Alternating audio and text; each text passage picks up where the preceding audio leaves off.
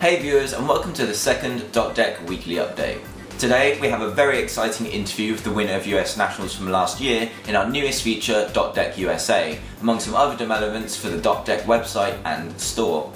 The city's almost over in the US, but in the UK we're still awaiting our main bulk of tournaments which start tomorrow.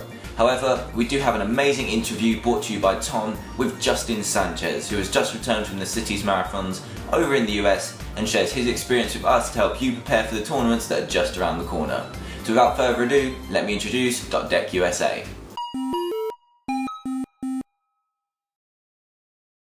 DotDeck USA is our newest feature and is set to be quite a big part of our weekly shows when we're in between tournament cycles over here in the UK. We have a lot of contacts with big name players over in the US, and this part of the show is designed to give you the information that you want to hear before a cycle of tournaments, since the US do experience theirs first. So if you're still a bit clueless about the metagame after a new set release, or still don't know what to play, then this section of the show is ideal to give you the info you need straight from the players themselves, to fully prepare yourself for the next tournament.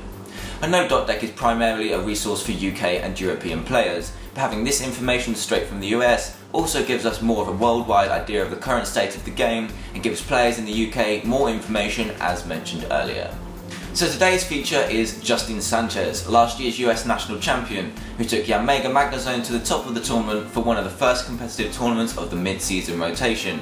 Tom Hall conducted an interview with him talking about his recent cities results, his opinion on the metagame right now, and he also gives some advice on deck choice too. Over to you, Tom.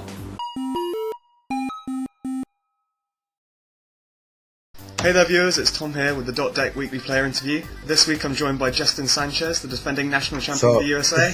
So tell us a little bit about yourself, Justin, and why you've become so much more of a prominent player in the last year or so. Well, I'm from Miami, Florida. I started off in 2007, late 2007, 2008. Basically, I was a senior back then, and I was really outclassed by Ryan Craig, which is a good Masters player now, very, very known world class player. But yeah, like I was always doing really, really well when I was in seniors, but no one really pays as much attention to seniors as they do as Masters. Oh, so, yeah, for sure, yeah. Until I aged up, it wasn't a big deal, and then when I aged up, living in Florida is really, really hard because there's so many world class players that even the people who don't win they get outclassed. They just don't get paid attention to, even if they're good. Like, there's a lot of people that I know in Florida that are great, but they don't win enough to make them known. Yeah. So that's one of the biggest problems that I had in the beginning. And then, I don't know, and I guess in the last year or so, before the rotation, I had top 4. I got 4th at regionals. Yeah. I didn't know I was gonna... Yeah, I mean, I didn't know I was coming to nationals, and then when I got to nationals and won, I was like, well, this is great. Yeah, nationals, like, that was a pretty different experience. That must have been quite a shock to, like, when was that the first year aged up? That was third year. Third year you aged up, right? Third year. I hadn't really played it. I hadn't played it all that year. It was just like regionals and nationals, really, and then worlds. Oh right. Oh okay. So what about tournament results this year? Where have you been over the last few months? This year I started off at regionals, got 4th again. Played Reshiram Typhlosion, which I thought was just the best deck, the most consistent. Didn't give up against, like, it just didn't have a bad matchup. It would play out versus everything. That's what I liked about it. Yeah. Okay. Fair enough. Didn't really play Battle Roads. I know Jason Klazinski did. He just got billion points from just going to every one of those. Yeah. City championships. I thought I was going to play more of the marathon, but I only ended up playing 3 of them. So, well, the Florida Marathon. So, I top 4'd one of those with a Mew deck, which was Mew, Vileplume, Lost Zoning Crobat, just a bunch of, like, little things to kind of keep your in a bad situation. I played Kyle again, so that was fun. That's pretty. Well, Kyle Sukovic, I guess, yeah. Yeah. So it was fun to play him again. That'll be the rematch. That was the rematch from Nationals, wasn't it? Yeah. Wow. Okay. You just got back from some marathons, haven't you? Yeah, I just got back from the Georgia Marathon. It's way too much Pokemon. Yeah. What did you do? How did you do that? And what decks did you play? Actually, Actually, I think horrible. I mean, I did really, really bad. I didn't live up to what I thought I would do. First day, I bubbled at 5-2 with the cake deck, which actually is the one that doesn't run Cobalion. It was the one that Sammy Sakuma told me to play. I didn't like it, really. I think the Cobalion's a big part of the deck. It really helps in the matchups that... I mean, like, yeah, the Terrakion will help you versus these light fighting weak decks, but just everything else you need Cobalion, and that's what I had a problem with. Oh, yeah, I really didn't play any fighting weak decks at all, so... Oh, wow. 5-2 bubble first. So 5-2 bubble first day, I got a kicker or something like that. Second day, I played Magnezone. I think another bubble. I remember that. I was way too low in the resistance to even get a kicker, so that didn't matter. Third day, I did really, really horrible. That's what I remember. I think it was a 2 and 3 drop. All right. Okay. Was that the same deck, or did you switch up? No, the third day I played Durant, actually, which was winning everything. But the problem with that deck is if you don't draw really a good hand, your mirror matches and just other matches just become awful. Yeah. You can go 10 for 10 on Crushing Hammer and still lose games just because you didn't start with like a turn 1 collector. Yeah. Yeah. Well, like Durant, what are your feelings about the actual deck? Do you think it's actually deserving of all these first place finishes and all the hype that it's suddenly got out of the last week or so? After playing it, like playing against it, you find your opponents you kind of see what the deck's about. And my problem is that a big part of the deck is that turn 1 Devour. If you going first is probably the thing that matters the most. You could not start off with a collector. Just going first is really what matters. Oh, right. But that's really what I don't like about the deck, is that it's so reliant on going first that like it almost makes me not even want to touch it, because you can have the perfect start, turn 1 collector energy, and just have energies for days and still lose because you didn't go first. Yeah. I've had similar problems not being able to devour turn 1, and it just slows down, get rolled over. They take 6 prizes before you even mill half their deck. And that's what I'm trying to say. Like, every other deck in the format has a chance of going second, except Durant, even with a perfect start. And that's what it is. I just hate that. Yeah, I can understand that. Although I was about to say, are there any bad games you played, or like, are there any memorable games or interesting decks that you came across over these days at all?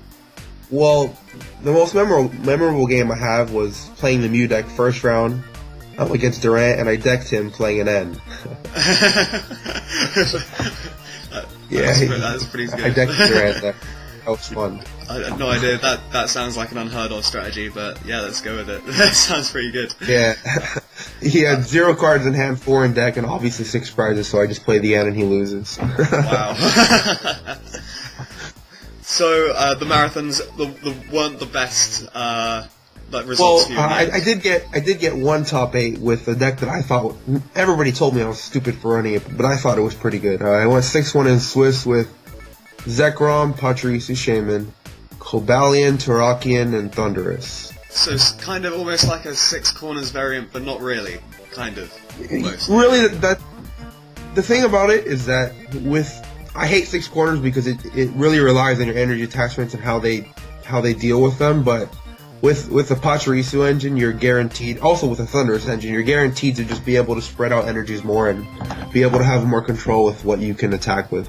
Yeah. I found with 6 corners, I was like, well, this is gay, they're just gonna knock me out and I just lose because I have no more energy. Yeah, I can understand that. That must be I think I actually knocked someone's Pokemon out turn 1 with a Terrakion. Wow. I Pachirisu, Shaman, attach the fighting, and do revenge for, I think, 30 and knock something out. And he was like, Okay, so that was on the last day of the marathon, I take it then? No, I think that was the second to last day. It was definitely in the top 8 I lost to Durant. First game, I'm just wrecking him, and then I have a Zekrom with 4 energy, just lone Zekrom, and he goes Crushing Hammer heads, end me to 1, Crushing Hammer, get rid of all my energy, wow. And I have 1 card, and I just can't continue to take the last prize, so I just lose that one. Second game I beat him, third game I didn't start off well, so I lost. Oh, Wow. Okay. Well, that's a bit of a shame. What about the last day? When did you end up doing the last day? Last day I played Chandelure, which was doing surprisingly well from what I saw. For everybody else, the deck can get a turn 2 stage 2. I couldn't get like a turn 5 stage 2. Well, it just sounds like you're running pretty badly. I mean, granted, there was a lot of people that ran pretty bad. Ryan Craig, who is just known for being really, really good at this game, ran horrible. And I don't think he top cut once throughout the whole thing, but yeah, he's going to be a good player as well. Yeah, like, it's just, you run bad and you lose to match it. Like, granted, he ran Cake for a couple of them, and that's one of the decks that I believe has the most chance of just crapping out on you because of the Electrode. Yeah, you can be the best player in the world and just lose because you Electrode bad. Yeah, I couldn't agree more. And then your Durant matchup with Cake isn't the greatest. Yeah, Durant's just like, hey, did you Electrode for 7 non-energy cards? Okay. So the city's over for you now? Are you planning to go to any more events?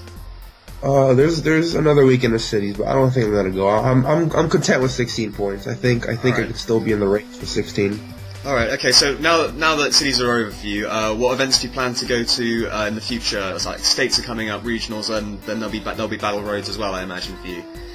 For sure, I think I know for a fact I'm tending to Florida states, probably Georgia, and the third states I don't know yet, but I'm probably tending a third one too. I really, from what I've seen, have liked the states format. All right. So I'm definitely interested in going to those. What's interesting from our perspective is in the UK, we've only had one city so far, and no one really knows the metagame yet. Do you have any advice for players in this new metagame Noble Victory is on? Is there a change in play style? I mean, is the format different anymore? Is it the format different now? Is there anything that you particularly should look out for? Play style difference? Not really. Just play with what you feel comfortable with. Play how you feel comfortable with. The only difference really is Chandelure, which means you have to play a little faster. The deck's slow, but it's a comeback deck. You can have your opponent can have one prize left, and you just come back and win from 6. So that's definitely a deck that you have to probably play a little faster with, even if it requires misplays. Just don't let them knock something out. All right. Okay. Fair enough. Well, thanks. Other than that, yeah. Yeah. Well, that's great. And so then, you're hoping to go to the World Championships again this year, I hope. Then. Definitely. I think even if I don't get the invite, I'll probably just fly out there. The Nationals money will definitely help pay for that. Well, it would be great to see you there again, because hopefully that'd be there as well. But anyway, thanks a lot, Justin. Thanks for joining us. That's all for this week, guys. Back to you, Dan. Thanks for that, Tom. And this brings me on to the final part of the show, where we highlight the key updates to the DotDeck store. We're carrying on with the ever popular complete deck lists, and we have added 3 new lists to the store, or they'll be appearing over the next week. Public favourite Durant will be online, including the most winning deck of the City Championship cycle, Magnezone Eelektrik, and also 6 corners will be added to the store.